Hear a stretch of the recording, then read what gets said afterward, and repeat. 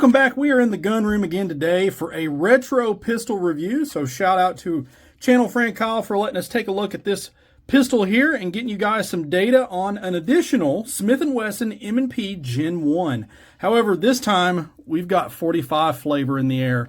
So with this, just going to kind of go over some of the ins and outs of this pistol here and just kind of make a determination, is a Gen 1 M&P45 still a viable 45 ACP carry pistol today? And I think we're going to be able to make a pretty good distinction on that by the end of this video. So, original M&P45, so they're Smith & Wesson's, kind of name to fame when it comes to the 45 or the full-size and compact polymer framed pistols. Now, granted, they had the Sigma, I think, before these, which were kind of meh. But whenever they came out with the M&P line, it was kind of a game changer for them. So they did this to kind of compete with Glock. So very widely used in law enforcement applications, the 9mm, the 40, which I personally own, and even the 45. So this is one of their full-size 4.5-inch barrel striker fired. This is about... Go ahead and check clear for us here. This is about a 30-ounce pistol. Do have interchangeable back straps. Pretty nice sights. A lot of these are Leo trade-ins. So if you pick one of these up, there's a pretty good chance that you could get maybe some less than stellar night sights, but sometimes you get lucky and they're still good to go. It just depends on where you get them. But you can pick these up so reasonably priced, it's not even funny. So if you're looking for a 45 caliber polymer handgun, this could be it. So again, this is the early M&P model, so a few differences. It doesn't have the better trigger of the 2.0. It does not have the aggressive texturing on the grip. The grip itself on the M&P was pretty much what I would consider to be its best attribute. I mean, they just feel so good in the hand. Now, this does have a thumb safety. They do have them without. This is just the one that he ended up getting that they had on sale at the time, and not a deal breaker for the price. I would prefer it without that, but it is what it is. Now, again, the kind of the big thing is the trigger. So the trigger pull on the Gen 1 is extremely heavy. Oh, forgot about the mag disconnect. And it's heavy. I don't even know if my scale will register it. Let's check and see. There. So almost 7 pounds, so a little over 6.5. But this was touted as a duty pistol, so it's not a match grade gun by no means, but definitely gets the job done on the range. So I would say personally, these things have been vetted. They shoot great. I don't think we're going to either confirm or deny that in this little quick look video today. But I know from all the data that I've seen, all the M&Ps that I've seen over the years, these things are, I mean, they work. The only thing you have to kind of keep in mind is the trigger in these. You can upgrade the trigger to an Apex kit if you want to. But honestly, in my Gen 1 M&P 40, I've just kind of gotten used to it. It's a training issue. Are there better triggers out there? Absolutely. But for what these can be had for, it's almost a no-brainer. Again, you do have interchangeable back straps. A lot of these will come with one singular 10-round mag. You do have the ability to get the 14-rounders. I will say that is one of the, I don't know if I'd really consider it a downside. I think the Glocks come with a 12-rounder. So in like a Glock 21, so that could be something to be mindful of, and roughly about the same size. But the Glock 21s tend to run a little bit more than these M&P 45s, even as Leo trade-ins. So keep that in mind. But let's get this thing back to the range. You know, we got to put some rounds on steel, and let's see how this thing does.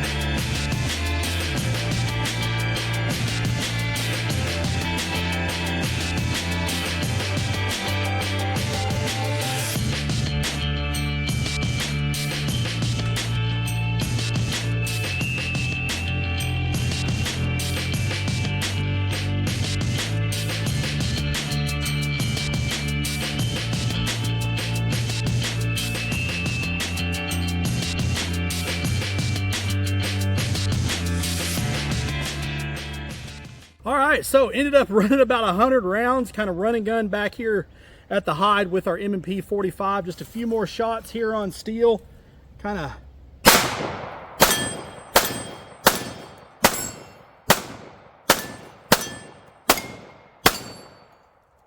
I will say the thing shoots great. Now, one thing that I did notice that I do not like about this particular model is that thumb safety. Whenever I was run and gunning, I noticed that sometimes if I wasn't careful, I would thumb up and put that on safe and then sit there and wonder why the gun wasn't firing. So definitely keep that in mind if you run across one of these models. We're going to try some jacketed hollow point here.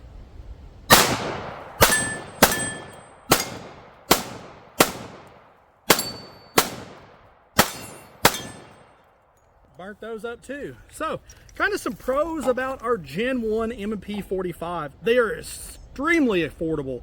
You can pick these up very reasonable and they work. It's something that you're not going to have to worry about. These pistols have been vetted. They've been carried by law enforcement. You know they're going to be good to go. They're reliable. Now, one kind of downside, magazines are a little more expensive. They're not as readily available as like your Glock mags are, but you can find them just a little bit more expensive, but they are a quality magazine, especially for the factory Smiths. So stainless body, very good plate design, good to go there. Now, decent capacity for a 45. Again, usually going to ship with a 10 round mag. You can get the extended one if you want to. I mean, for what it is a great gun. If you're somebody that's wanting to get a 45 but you don't want a 1911, you're wanting a polyframe gun, definitely check out the Gen 1 45. Now, probably the biggest drawback is going to be that trigger. That trigger is pretty rough, I'm not going to lie. It is heavy and the take up on it is vast.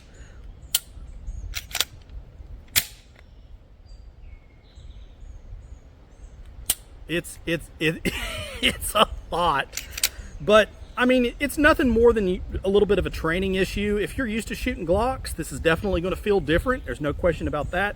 Just something to be mindful of. Now, probably one of the most prominent benefits to one of these is going to be that grip. The grip angle and just the overall feel of the grip itself. They just feel good in the hand.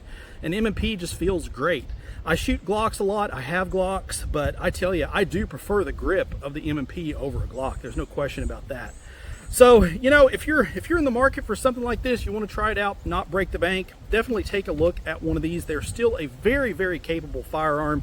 Even today, 2026, they've been out, gosh, 25, 26, maybe 20 some odd years now. So, and they're still going strong, and you can have them for a very reasonable price. But if you got any questions on this, post them up below. Be glad to interact with you all there. Please like, share, and subscribe. It really does help the channel. As always, shoot straight. Later.